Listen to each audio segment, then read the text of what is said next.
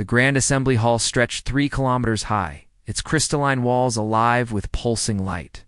Captain Marcus Webb stood alone on a platform floating 300 meters above empty space. Around him, rising in vast circles, sat representatives of 847 alien species. Some had bodies of flesh and metal, others were clouds of gas trapped in force fields. Many existed as pure energy, shifting with colors that burned to look at dot above on floating thrones.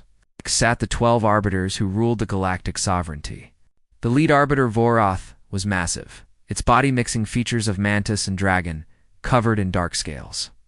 6 enormous eyes stared down at Marcus with crushing intensity. For 2 hours, they had made him wait. A power play. Make the human feel small, insignificant. Break his spirit before the judgment even began. Marcus stared back, his face calm. Vorth's voice filled the chamber through translation fields. Human, you stand accused of 17 violations of galactic sovereignty law. Your species refused to surrender military vessels. You declined genetic database submission. You rejected monitoring stations in your system. You expanded to 14 systems without authorization. You established military outposts in neutral zones. You developed weapons without approval. You intercepted our communications. You infiltrated restricted space, the list continued. Each violation carried the weight of millions of years of legal precedent. Marcus listened without expression. Earth's intelligence had warned him this was coming. Under galactic law, enacted 3 million years before your species existed, these violations carry one sentence: immediate integration. Tier 9 Protectorate status. Your homeworld will receive a council governor. Your military will be dismantled. Your ships decommissioned. Your population relocated to supervised habitation zones. Your culture preserved in databases before modification to align with galactic standards. Marcus felt his jaw tighten. They were talking about erasing humanity with pleasant words like preservation and integration. This is not negotiation, Vorth said, its eyes gleaming. This is judgment. The galactic sovereignty maintained peace for 3 million years. We prevent wars, stop genocides, guide primitive species toward civilization. We do not ask permission. We govern. And you will obey. The chamber erupted in approval from 847 species. Vorath leaned forward. Do you accept the judgment of the galactic sovereignty? Marcus thought about Earth. About 4 billion humans watching this broadcast. About every time in human history someone demanded submission and was told no. Then he smiled. No, Marcus said. The word hung in the air like a detonation. Silence crashed through the chamber. Not respectful silence, but shocked silence. In 3 million years, that word had never been spoken. Not like this. Not with such quiet certainty. Vorath's eyes narrowed. You misunderstand. This is not a choice. We inform you of what will happen. Your opinion is irrelevant. No, Marcus repeated. I understand perfectly. You intend to conquer Earth, enslave my species, and destroy our civilization. I'm informing you that we refuse. Another arbiter, a being of crystalline structures that rang like bells, spoke. You comprehend the consequences? The sovereignty commands hundreds of thousands of ships. We have weapons that shatter planets. We existed before your sun ignited. What can one primitive species do against such power? Marcus's smile widened. Excellent question. Let me ask you one. How many species in this chamber joined the sovereignty voluntarily? Confusion rippled through the assembly. Beings shifted uncomfortably. I'll answer, Marcus continued. We did our research. In the last century, 30 species were forcibly integrated. In the last millennium, over 300 of 847 species here, fewer than 50 joined willingly. The rest were conquered or threatened into compliance. This isn't a government. It's an empire built on a lie. Silence. Vorath's voice shook the chamber. You know nothing of galactic politics, nothing of maintaining order, nothing of threats we've defended against. Your species is barely 50 years into space travel. You are infants. You're right about one thing, Marcus said. 50 years in space, but we spent those years productively. We studied you. All of you. We accessed your databases, infiltrated communication networks, mapped territories, analyzed military capabilities, and we learned something. He paused. You're weak. The chamber exploded in outrage.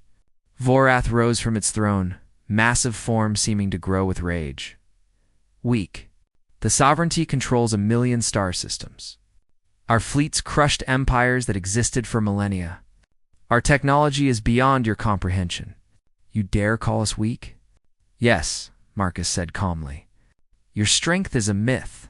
Your enforcement fleets are scattered, using ship designs centuries old. Your weapons are powerful but standardized and predictable.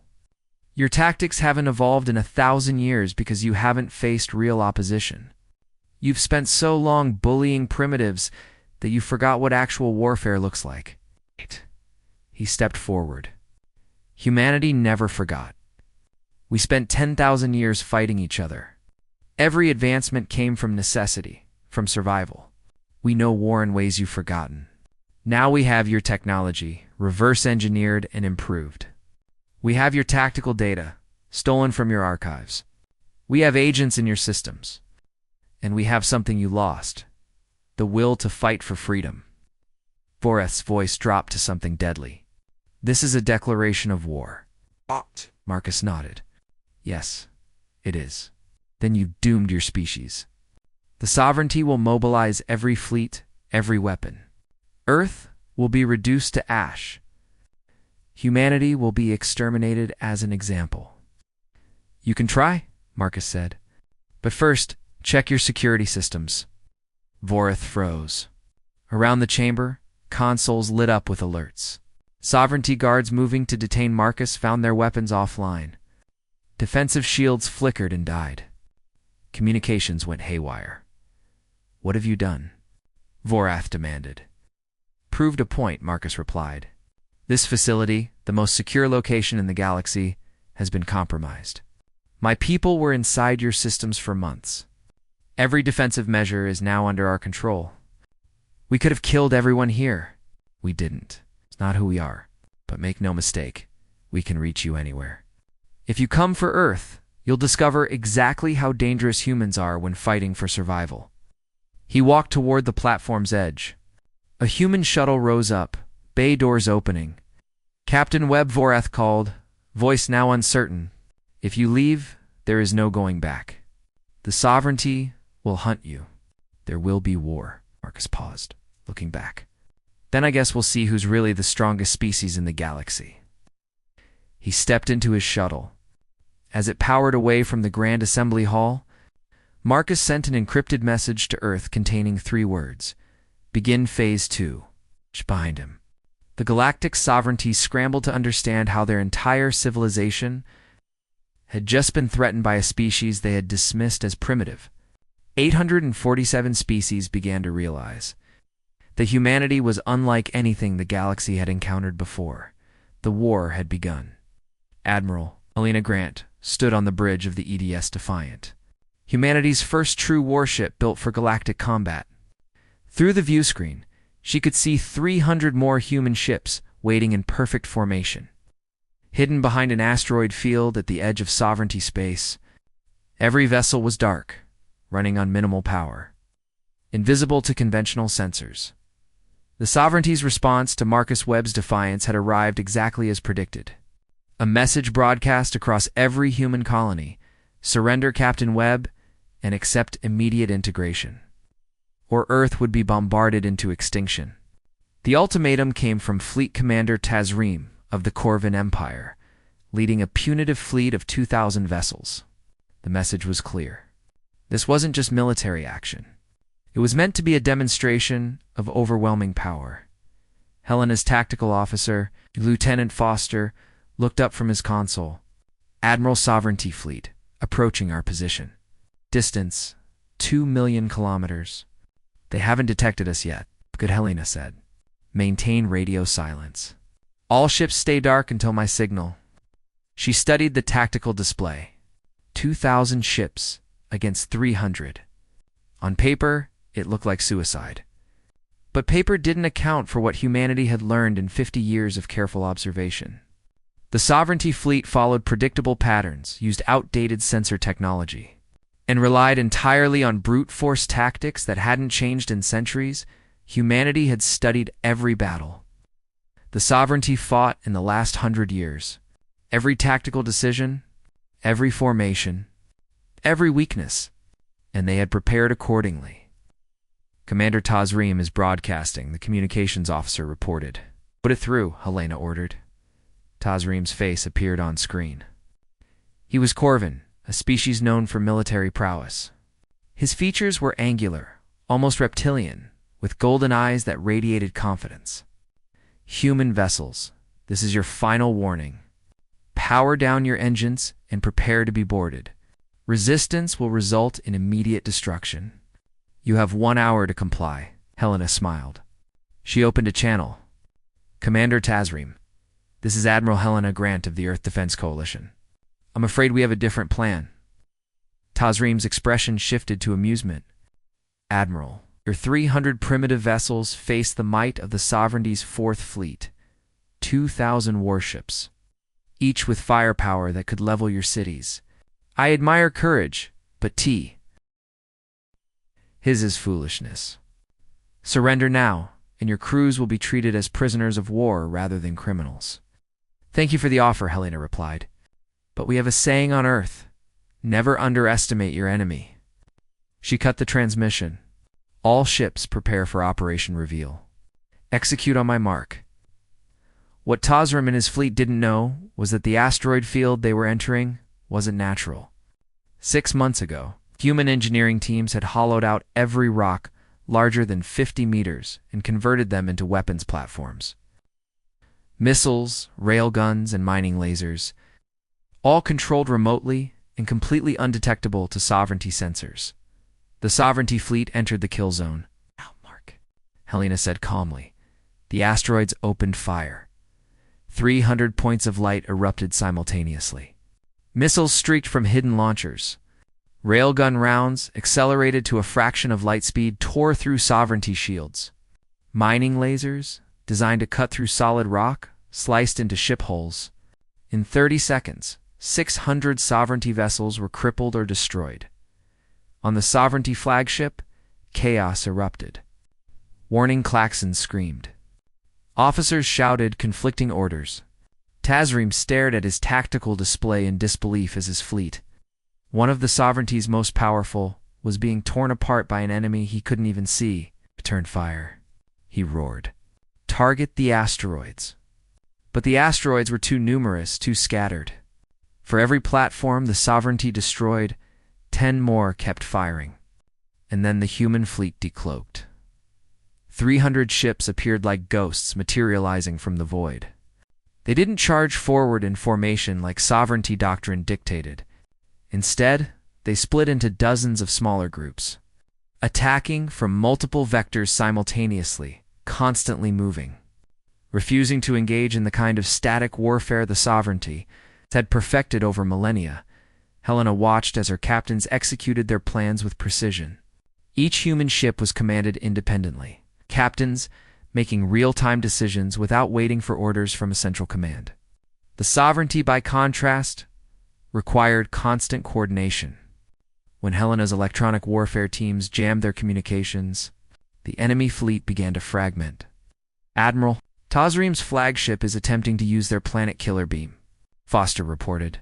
At him, Helena said. The beam fired. A lance of energy capable of cracking a world's crust. It struck the Defiant's defensive shields and simply dissipated. Humanity had observed these weapons during their 50-year intelligence-gathering operation. They had developed specific countermeasures. The technology was impressive, but predictable. Taz's confidence shattered. His face reappeared on screen, no longer amused. What are you? How is this possible? We're what happens when a species evolves through constant warfare, Helena replied. You've had peace for so long that you forgot how to really fight. We never had that luxury. The battle lasted 6 hours. By the end, Tazri managed to withdraw with fewer than 800 ships intact. The rest were destroyed, captured, or too damaged to retreat. Human casualties: 43 ships damaged, 7 destroyed. The math was impossible by sovereignty standards. A smaller force shouldn't have one. But they had. As the sovereignty fleet limped away, Helena sent a message that would be broadcast across the galaxy. "You've forgotten what real war looks like. We never had that luxury." The message reached the Galactic Council within hours. Vorth watched footage of the battle in silence, his 6 eyes widening with each passing moment. This wasn't just a military defeat. It was a psychological one. The myth of sovereignty, invincibility, had been shattered. And across the galaxy, member species that had submitted out of fear began to wonder if submission was truly necessary. On Earth, Marcus Webb watched the same footage from the Defense Coalition headquarters. His gamble had worked. The sovereignty believed their power came from superior technology and numbers. But humanity had learned something else from 10,000 years of warfare. Victory came from adaptability, innovation, and the willingness to think differently than your enemy expected. A communication came in from Helena. "Admiral reporting. Mission successful. The Sovereignty fleet has been routed. Casualties?" Marcus asked. 7 ships lost. 312 crew members. Every one of them volunteered knowing the risks. Marcus closed his eyes briefly. 300 lives. A small number by the standards of galactic warfare, but each one was a human being with family, dreams, and future. The price of freedom was always paid in blood. "Their sacrifice won't be forgotten," he said. "Return to base. We need to prepare for the next phase." "Sir, the Sovereignty will come back with everything they have." "I know," Marcus replied. "But they'll find we've already moved to Phase 3. Ambassador Stone is about to give them something new to worry about." Back in Sovereignty space, Commander Tazreem sat in his damaged flagship staring at the tactical reports. His career was over. He had led one of the most powerful fleets in the galaxy and been defeated by a species that Sovereignty had dismissed as primitive. But more disturbing than his personal failure was the realization growing in his mind. The humans had been right. The Sovereignty had grown complacent. Their tactics were ancient. Their technology, while powerful, hadn't truly innovated in centuries. They had relied on overwhelming force for so long that they had forgotten how to adapt. He opened a secured channel to his most trusted officers. "We need to talk about what we just witnessed, and about what it means for the Sovereignty." The seeds of doubt had been planted, and in the halls of the Galactic Council, panic was beginning to spread. If humanity could defeat a fleet of 2,000 ships with only 300, what else were they capable of? And more importantly, how many other species were watching this defeat and reconsidering their own submission? The war was far from over, but the balance of power in the galaxy had just shifted in a way no one had anticipated. Humanity had proven they could fight. Now they needed to prove they could win. Ambassador Kira Stone walked through the corridors of Station Nexus, the administrative center of the Galactic Sovereignty. Her footsteps echoed on floors that had witnessed 3 million years of galactic politics. Behind her walked 2 human Marines, their presence making Sovereignty security forces visibly nervous. The defeat at the asteroid field had changed everything. Suddenly, humans weren't just primitives to be dismissed. They were a threat. Kira had requested an audience with the full council. Not just the 12 arbiters, but all 847 member species. The request had initially been denied. But after watching their fleet get decimated, the Sovereignty decided that perhaps listening to humanity might be wise. Or at least they wanted to understand what they were facing. The chamber was smaller than the Grand Assembly Hall, but still massive. Representatives sat in tiered sections grouped by region and alliance. The arbiters observed from their elevated positions, Vorth's 6 eyes tracking Kira's every movement. "Ambassador Stone," Vorth's voice resonated through translation fields. "You requested this audience. Speak." Kira stood at the center podium, alone, but not intimidated. She had studied galactic politics for 30 years, learned 42 alien languages, and memorized the history of every species present. She knew their grievances, their fears, their resentments, and she was about to use that knowledge. "Thank you, Arbiter," she began. "I want to start with a question. To the Dalvix representative specifically, when was the last time your homeworld received any benefit from sovereignty membership beyond protection from threats the sovereignty itself creates?" The Dalvix representative, a being resembling a crystalline tree, hesitated. Vorith immediately interrupted. "This assembly is not for human propaganda. State your purpose, or be removed." "My purpose is truth," Kira said calmly. "The sovereignty has ruled for 3 million years on a simple premise. Submit, or be destroyed. But what has that rule actually provided? Ambassador Dalvix, please answer. When did your world last benefit?" The Dalvix representative's branches chimed softly. "Our last infrastructure improvement was 400 years ago. Our technology access is restricted to Tier 4 systems. Despite our capabilities for Tier 2, our resource quotas increase annually. But our representation in council decisions has declined." Vorith's massive form shifted angrily. "The sovereignty provides order, stability, protection." Kira challenged, "I've reviewed council records. The data we acquired during our intelligence operations was very revealing. In the last 1,000 years, there have been 3 major conflicts. All 3 were civil wars between member species fighting over resource allocations. The sovereignty didn't prevent those wars. Your policies caused them." Murmurs spread through the assembly. Representatives began whispering to each other. "This was information most member species never had access to," Kira continued. "We've analyzed your technology sharing protocols.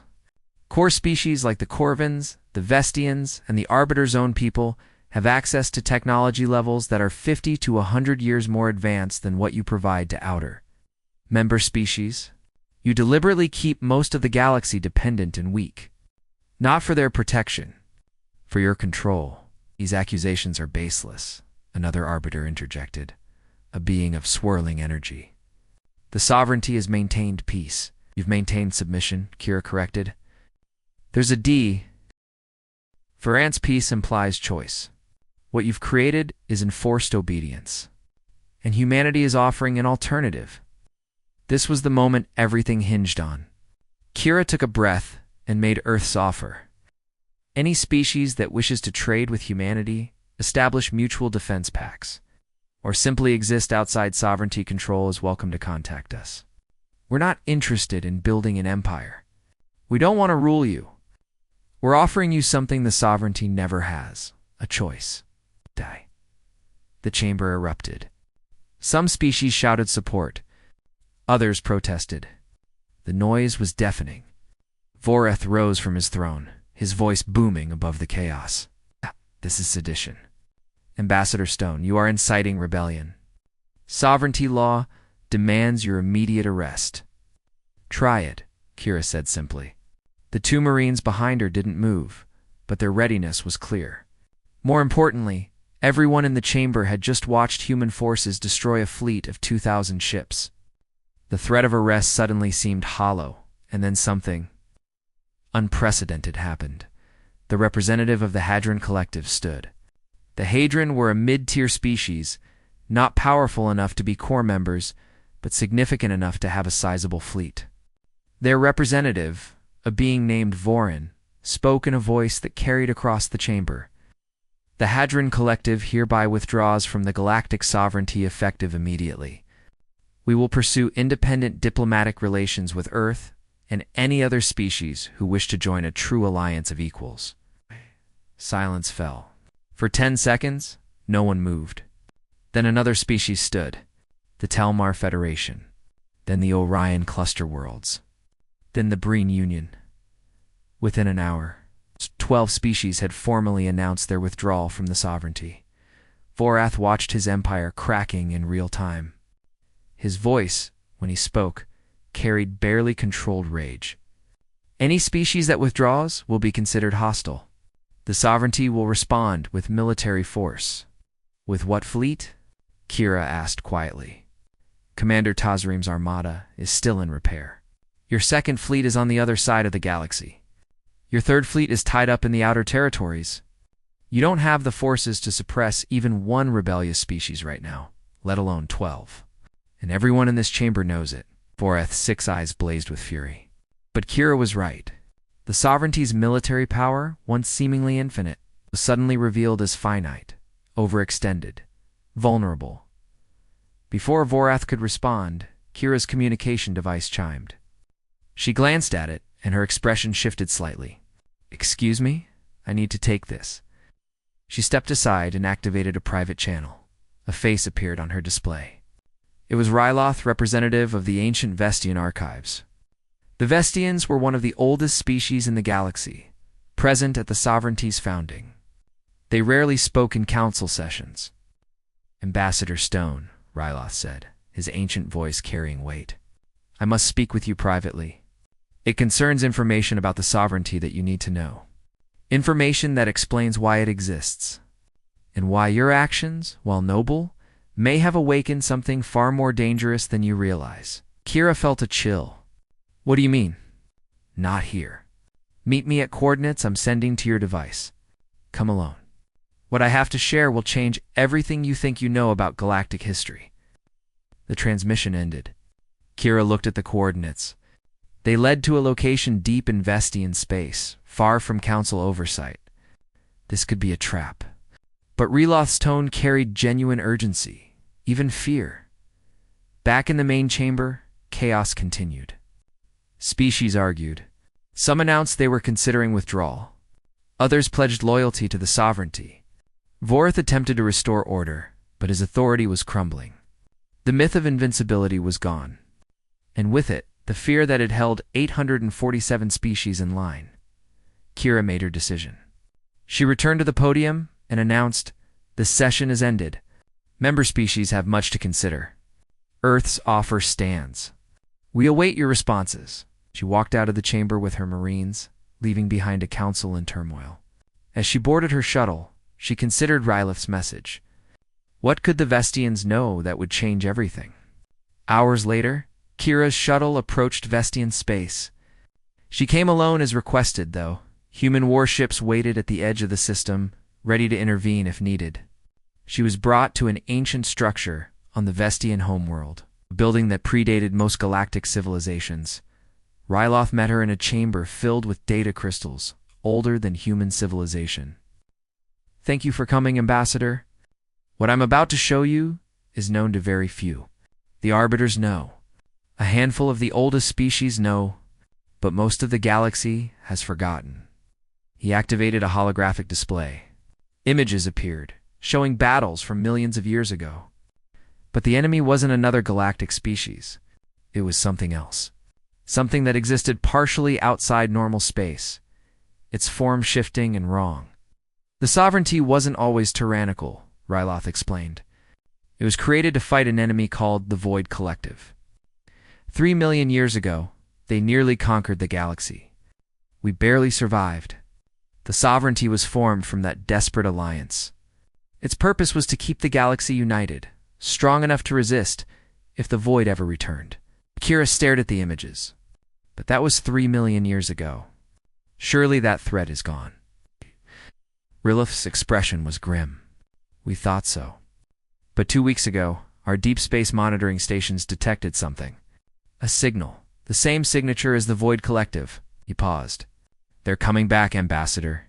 And your war with the sovereignty may have just guaranteed that the galaxy will be divided and weak when they arrive." Kira felt her blood run cold. Humanity had just shattered galactic unity at the worst possible time. "How long do we have?" she asked. "Our estimates suggest 60 to 90 days before their advanced forces reach our space. Maybe less." Kira's mind raced. Humanity had started a war to win freedom. Now they had to win that freedom fast enough to unite the galaxy against a threat from beyond reality itself. "I need to contact Earth immediately," she said. "And we need to find a way to tell the Council without losing the momentum we've gained. If we're not careful, the sovereignty will use this threat to justify even more brutal control." Aluth. Loth nodded. "Which is why I contacted you instead of them. Humanity may be our only hope of forming a real alliance, instead of resuming the old empire. But first, you need to see what the Void Collective is actually capable of. He activated another display. What Kira saw in the next hour would haunt her dreams for the rest of her life. And it made one thing absolutely clear. The war with the sovereignty was just the beginning. The real battle for the galaxy's survival was about to start. Captain? Marcus Webb stood in a chamber that hadn't been opened in 500,000 years. The walls were covered in crystalline data storage older than most civilizations. His science team, led by Dr. James Park, worked frantically to interface human technology with the ancient Vestian systems. Above ground, the political situation in the galaxy spiraled toward chaos. Down here in the depths of the Vestian archive homeworld, they were searching for answers to a question that terrified everyone. How do you fight an enemy from outside reality? Ryloth stood beside Marcus, his ancient form seeming tired. When the Void Collective attacked 3 million years ago, they didn't come from our dimension. They exist in a space between dimensions, feeding on the energy of living civilizations. They nearly consumed our entire galaxy. Only a desperate alliance in weapons we barely understood saved us. Dr. Park looked up from his console. Captain, I've managed to access the historical records. Uploading to your display now. Holographic images filled the chamber. Marcus watched as entire star systems died. The Void Collective ships didn't just destroy, they unraveled. Matter became energy, energy became nothing. Worlds with billions of inhabitants simply ceased to exist, consumed to fuel the Collective's expansion. How did you stop them? Marcus asked. We didn't, Ryloth replied. We survived them. The ancient civilizations discovered that certain weapons could disrupt the Void's connection to our dimension. These weapons were incredibly powerful, but also incredibly dangerous. After the war ended, they were sealed away in a fortress called the Crucible, located at the galactic core. The sovereignty was meant to guard them, to keep them ready in case the Void returned. But over time, the Arbiters began using the threat of these weapons to control member species. The original purpose was corrupted. Marcus felt a chill. Where are these weapons now? Still in the Crucible? Vorath and the Arbiters have exclusive access. If they feel the sovereignty is truly collapsing, they might use those weapons preemptively. Not against the Void, but against any species they consider a threat, including humanity. We need to secure those weapons, Marcus said immediately. If the Void is returning, we need every advantage, and we can't let the Arbiters use them to maintain their empire. Ryloth nodded slowly. I agree, but the Crucible has never been breached. Its defenses were designed to stop armies. It has an AI from the old war, still functional, still guarding the weapons. That AI will not distinguish between authorized personnel and invaders. It will simply eliminate any threat. Then we'll need to convince it we're not a threat, Marcus replied. Dr. Park, I need everything you can find about this AI, how it thinks. What protocols it follows, any backdoors or communication methods. As is Tay. Worked. Marcus received an urgent transmission from Admiral Helena Grant. Her face appeared on his display, expression grim. Captain, we have a situation. Vorath just authorized deployment of the ancient weapons. Not against humanity. Against the 12 species that defected, he's making an example. The weapons are being moved from the Crucible to forward positions. If he succeeds, billions will die. Marcus's jaw tightened. How long do we have? 48 hours. Maybe less. We're going to steal those weapons before he can use them, Marcus said. Assemble a strike team. Best special forces we have. We're infiltrating the Crucible. Helena's expression showed doubt. Captain, that's impossible. The Crucible is the most defended location in the galaxy. It was Station Nexus, Marcus replied. And we owned their systems. Get me the team. I'll get us inside. 12 hours later. Marcus led a team of 30 human special forces and 20 volunteers from defected species toward the galactic core. Their ship, a stealth vessel, reverse-engineered from captured sovereignty technology, approached the Crucible undetected. Ryloth had provided access codes and defensive system layouts. Intelligence the Vestians had kept secret for millennia. The crucible hung in space like a dark star, a massive spherical station, 30 kilometers in diameter. Its surface was covered in weapons emplacements and shield generators. Sovereignty warships patrolled around it, but they were scanning for large fleets, not small infiltration craft. Lieutenant Emma Torres, leader of the Human Special Forces contingent, studied the tactical display. We'll have one shot at this. Once we're inside, the station's internal defenses will activate. We need to reach the weapons vault, secure the ancient arsenal, and extract before Sovereignty reinforcements arrive. Marcus nodded. The Vestian codes will get us through the outer defenses. Once inside, we follow the plan. Teams 1 and 2 secure the vault. Team 3 holds our extraction point. Team 4 handles the AI. Sir, about the AI, Torres said carefully. If it decides we're hostile, can we actually fight it? We won't fight it, Marcus replied. We'll talk to it. It was created to protect the galaxy from the void. Once it understands we're trying to do the same thing, it should cooperate. Torres didn't look convinced, but she nodded. The infiltration went smoothly at first. Rilith's codes worked perfectly. They bypassed external defenses, slipped through patrol patterns, and docked at a maintenance port that hadn't been used in centuries. Inside the crucible, the corridors were vast and empty, built for species much larger than humans. Emergency lighting provided dim illumination. They moved quickly, following pre-planned routes toward the weapons vault. No alarms sounded. No guards appeared. It was almost too easy. Then they reached the vault entrance. The door was massive. 50 meters tall, made of a material that scans showed was denser than neutron star matter. Symbols covered its surface, languages from civilizations long extinct.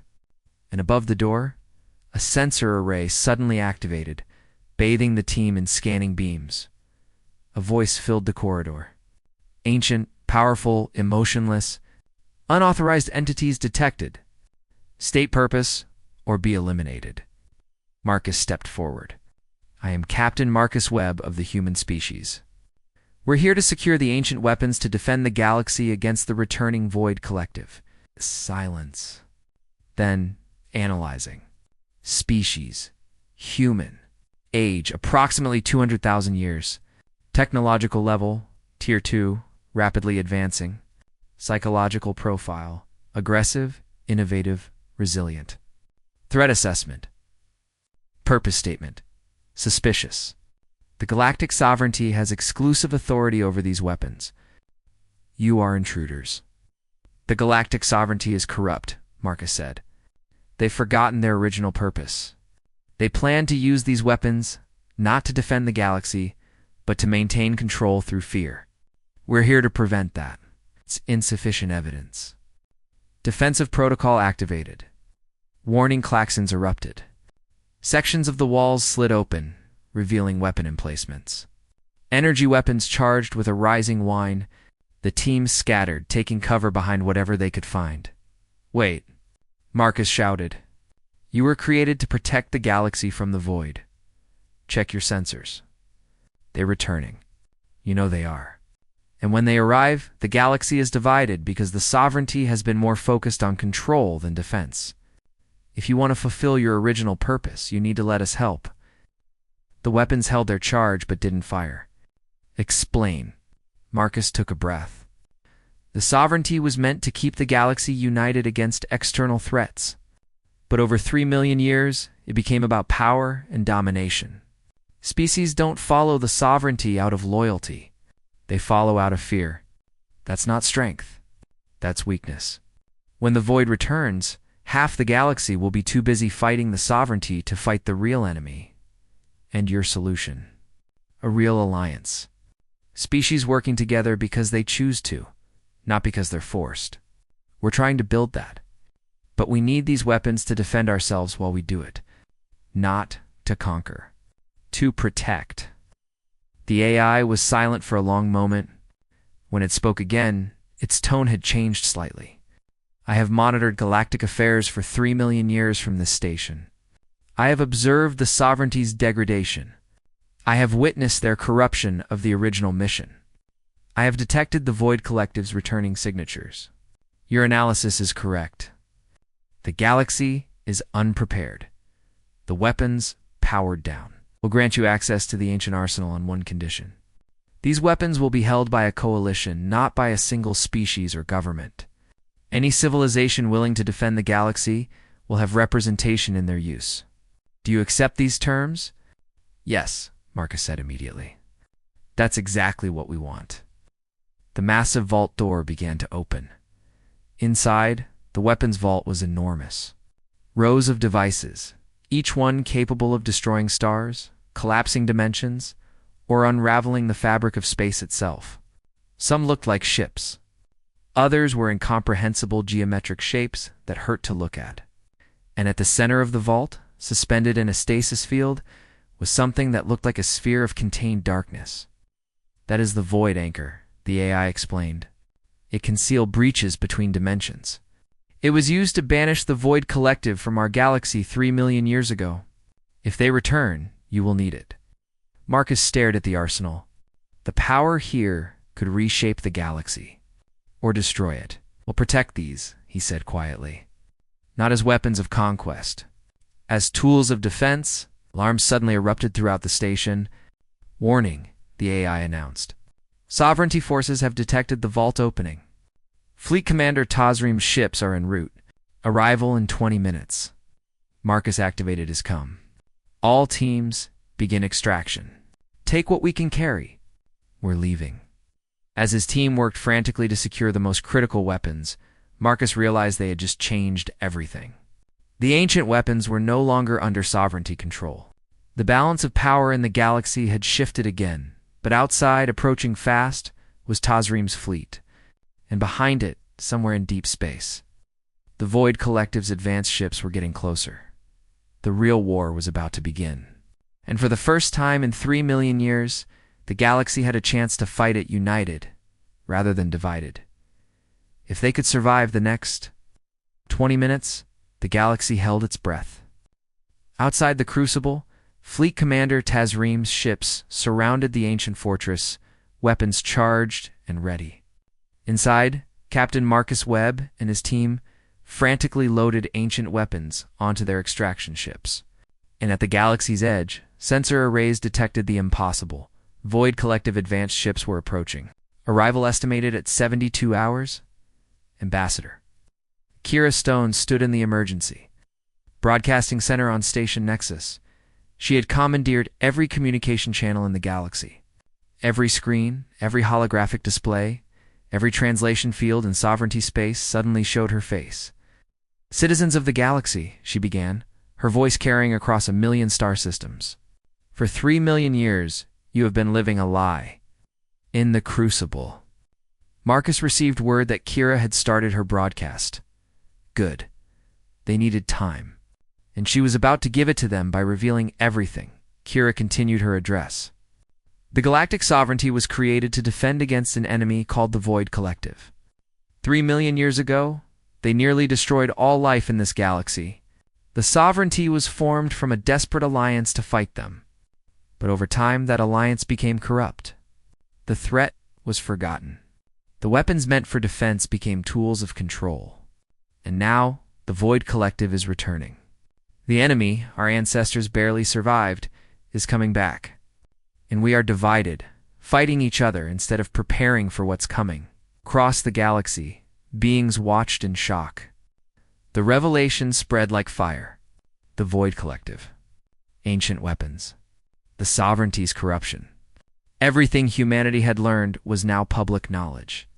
On his flagship, Vorath watched Kira's broadcast with rising fury. His 6 eyes blazed. This human female had just destroyed 3 million years of carefully maintained control. Species across the galaxy would panic. Or worse, they would rebel.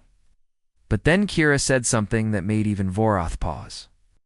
The galactic sovereignty ends today. Not because humanity conquered it, but because it failed its original purpose. In its place, we propose something new. The Galactic Federation. A true alliance of equals. Any species that wishes to defend the galaxy against the void is welcome. NY species that chooses freedom over forced obedience will have a voice. The ancient weapons are no longer in sovereignty hands. They are now held by a coalition committed to defense, not domination. The choice is yours. Join us, or stand alone when the darkness comes. Tazreem stood on his bridge watching the broadcast. His crew looked to him for orders. Attack the Crucible. Arrest the human ambassador. Support the sovereignty.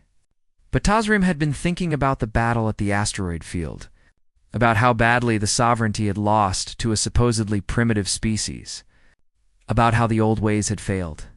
He made a decision that would change galactic history. All ships, power down weapons, he ordered. His second officer stared at him. Commander, the Arbiters ordered us to retake the Crucible. The Arbiters have lost their authority, Tazreem replied calmly. They kept the Void's return secret. They planned to use ancient weapons against civilians. They have betrayed everything the sovereignty was meant to be. I will not follow corrupted leadership. He opened a channel to Marcus. Captain Webb, this is Fleet Commander Tazreem. My ships are standing down. We will not interfere with your extraction. Marcus felt relief flood through him. Thank you, Commander. Don't thank me yet, Tazreem replied. The Arbiters have other fleets, and they will not accept this rebellion quietly. As if on cue, another fleet appeared at the edge of the system. Voreth's personal guard, 300 ships bearing the Arbiter's crest. But then something unexpected happened. Ships began arriving from every direction. The Hadron Collective Fleet, the Telmar Federation, the Vestian Archives. Species that had defected were sending military support. More kept coming. Within an hour, over 2,000 ships surrounded the Crucible. But they weren't attacking each other. They were forming a defensive perimeter, united against the sovereignty's core leadership. Vorath realized he had lost. His empire was crumbling in real time. In a final desperate gamble, he ordered his personal ship to dock with the Crucible. If he couldn't control the ancient weapons through authority, he would take them by force. His shuttle approached a docking port. Marcus received warning of his arrival. Let him come, Marcus said. It's time we settled this. Voreth entered the Crucible with a squad of elite guards. But he didn't find frightened humans hiding. He found Marcus Webb standing in the weapons vault, holding the void anchor, surrounded by the ancient AI's defenses. Voreth, Marcus said calmly, it's over. Your empire has fallen. The species you controlled are choosing freedom. You have destroyed 3 million years of order, Voreth snarled. You unleashed chaos. When the void returns, the galaxy will be defenseless because of you. No, Marcus replied. The galaxy will be united. For the first time in millions of years, species will fight together because they choose to, not because they're forced. That's real strength. Your way was already failing. We just helped it fall faster. Voreth's guards raised their weapons, but before they could fire, Vorath himself stopped them. He stared at Marcus, at the ancient weapons, at the AI watching everything. And something in him broke. He was ancient even by the standards of his long-lived species. He had served the sovereignty for thousands of years. He had believed he was doing right, maintaining order, preventing chaos. But looking at the consequences of his actions, he finally saw the truth. The sovereignty had become exactly what it was created to prevent. A conquering force that consumed civilizations. What have I done? Voreth whispered. Marcus lowered the void anchor. You lost sight of the original mission, but you can still help fix it. The void is coming. We need everyone who knows how to fight them, including you. Voreth's 6 eyes focused on Marcus. You would trust me? After everything? Trust is earned, Marcus replied. But redemption is possible.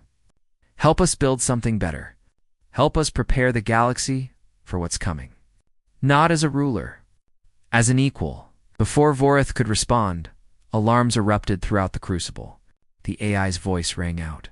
A warning. Void Collective Advance Force has entered the galaxy. Multiple breaches detected at the galactic rim. Arrival at core systems in 48 hours. The moment of political maneuvering was over. The real enemy had arrived. Marcus activated his comm to all ships. "This is Captain Webb to all vessels. The Void Collective is here. Whatever differences we have, whatever politics divide us, none of it matters if we're all dead. Form defensive formations. We're about to see if the ancient weapons still work." Across the galaxy, the response was immediate. Species that had been enemies hours ago began coordinating.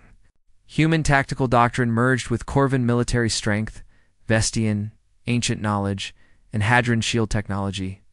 For the first time in 3 million years, the galaxy was working together. The battle began at the rim. Void Collective ships were unlike anything modern species had encountered. They flickered in and out of normal space, their weapons unraveling matter at a quantum level. Conventional defenses were useless. Shields failed. Armor meant nothing. Ships died by the hundreds.